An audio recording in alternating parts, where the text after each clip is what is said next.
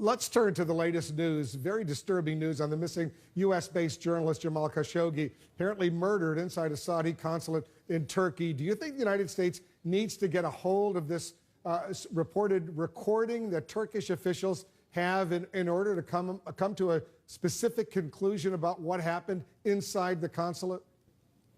So I kind of feel like it's almost like opposite day at the White House. The more the evidence mounts that something of a heinous nature was conducted, the stronger their defense of the Saudi Arabian kingdom there is. No, look, I've got a simple message, frankly, for the Saudis. You can take your oil and shove it because human rights aren't for sale. If you want to be a member of the community of civilized nations, then you need to begin behaving in that way, and they simply are not. The fact of the matter is, Wolf, they cannot answer the simple question.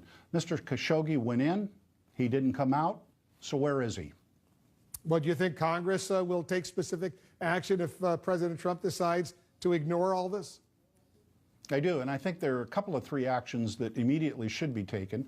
First of all, I encourage in the strongest terms possible for Secretary Mnuchin to decide to pull out of the investment conference. To do otherwise is to reward them for this unacceptable behavior.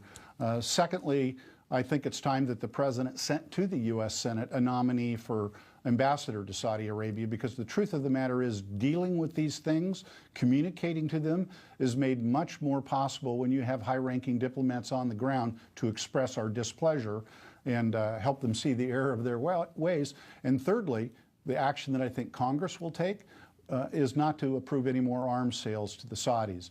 Now, there's a good case to be made for not approving them because of how they were used in the civil war in Yemen and how civilians, including children, have been murdered as a consequence of the arms and bombs that we sold to the Saudis.